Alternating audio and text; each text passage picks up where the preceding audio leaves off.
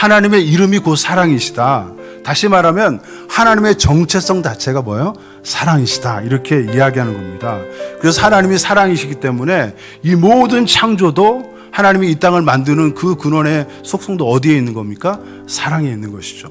하나님이 이 땅의 모든 것을 사랑하셔서 이 땅을 만드셨고, 또 하나님의 존재 자체가 어때요? 사랑이시다라는 것입니다. 하나님이 때로는 우리를 나쁜 길로 가면 다시 고치시고 징계도 하시고 심판도 하시잖아요. 그런 것도 역시 하나님이 사랑하시기 때문에 그러신다. 그래서 모든 하나님의 행동은 어디서 나오는 겁니까? 사랑에서 나온다. 사랑에서 흘러나온다. 그러니까 그분은 사랑 자체시다. 할렐루야. 여러분 고린도전서 13장 8절을 보니까 사랑은 언제까지나 떨어지지 아니하되 이런 말씀이 나오죠. 예언도 패하고 방언도 그치고 지식도 패하니라.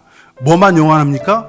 사랑만 영원하다. 이렇게 얘기하고 있어요. 그리고 13장 13절을 보니까 그런즉 믿음, 소망, 사랑 이 세 가지는 항상 있을 것인데 그 중에 제일은 사랑이라. 할렐루야. 그 중에 제일은 사랑이라.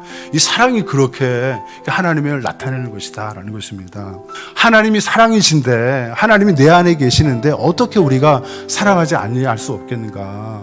내 안에 그 사랑의 본체이신 하나님이 계시는데 사랑하지 않는 것은 정말 내 안에 하나님이 없는 것이 아닌가, 그렇게 생각을 하라는 것입니다. 그래서 여러분 여기에 보면 사랑이 먼저가 아니라 뭐예요? 하나님을 아는 것이 먼저다. 하나님을 아는 것. 하나님을 온전히 알 때, 하나님을 온전히 체험할 때 그 하나님의 사랑을 깨닫고 그 사랑으로 어떻게 되는 거예요? 사랑을 하게 된다. 이렇게 지금 이야기를 하는 것입니다.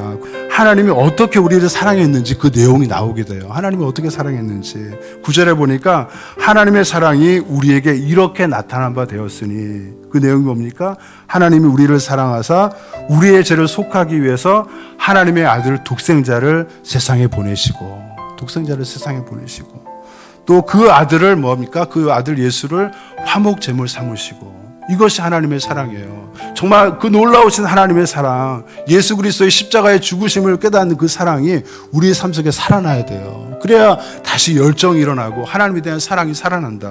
그래서 우리는 어떻게 하든지 우리 자녀들에게 이런 하나님의 사랑을 가르치고 다시 그들이 경험할 수 있도록 노력해야 된다라는 것입니다.